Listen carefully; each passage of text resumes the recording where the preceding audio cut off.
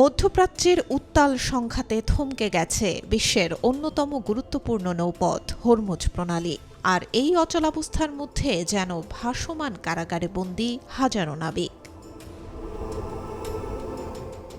খাবারের সংকট আর মৃত্যু ভয়ে ভয়াবহ বিপর্যয়ের মধ্যে দিন কাটাচ্ছেন তারা, গুনছেন ঘরে ফেরার প্রহর।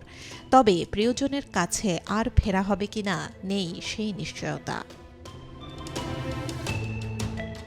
ট্যাঙ্কার মালিকদের আন্তর্জাতিক সংগঠন ইন্টারট্যাঙ্কো জানায়, বর্তমানে ১০৫টিরও বেশি তেলবাহী জাহাজে প্রায় ২,৪০০ নাবিক আটকা পড়ে আছেন। তাদের দিন কাটছে ভয়, অনিশ্চয়তা আর তীব্র সংকটের মধ্যে। ইন্টারট্যাঙ্কোর ব্যবস্থাপনা পরিচালক টিম উইলকিন্স বলেন, ইরানের উপকূল সংলগ্ন এলাকায় বহু জাহাজ ও নাবিক আটকে রয়েছেন। দীর্ঘ সময় ধরে জাহাজে অবস্থান করায় তাদের মধ্যে উদ্বেগ, মানসিক চাপ ও ক্লান্তি বাড়ছে। খাবার, পানি আর বর্জ্য ব্যবস্থাপনাও এখন হয়ে উঠেছে বড় চ্যালেঞ্জ। তিনি আরও জানান, অনেক নাবিকই নোটিশ দিয়ে জানিয়ে দিয়েছেন এই প্রণালী দিয়ে যেতে তারা রাজি নন। নাবিকরা জানান, সরু এই জলপথ ক্রুদের মধ্যে ভয় আরও বাড়িয়ে দিয়েছে। এছাড়া ড্রোন, মানববিহীন যান এবং ব্যালিস্টিক ক্ষেপণাস্ত্র নিয়ে ভয় রয়েছে।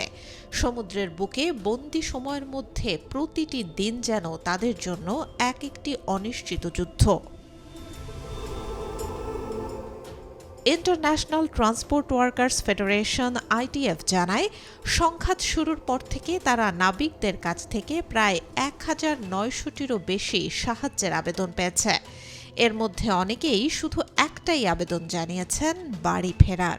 তারা জানান, এ পর্যন্ত ৪৫০ জন নাবিককে ফিরিয়ে আনা সম্ভব হলেও এখনও হাজারো নাবিক অপেক্ষায়। এদিকে ইরানের দাবি, যুক্তরাষ্ট্র ও ইসরায়েলের যুদ্ধবিরতি লঙ্ঘনের কারণেই এই নৌপথ আবার চালু করা সম্ভব হচ্ছে না।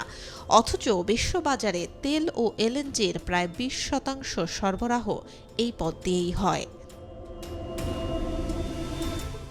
ফলে এই অচলাবস্থা শুধু নাবিকদের জন্য নয়, প্রভাব ফেলছে গোটা বৈশ্বিক জ্বালানি ব্যবস্থায়। মঙ্গলবার ব্রেন্ট ক্রুড ফিউচারের দাম ৪৫ সেন্ট বেড়ে প্রতি ব্যারেল $১০৮.৬৮ পৌঁছেছে।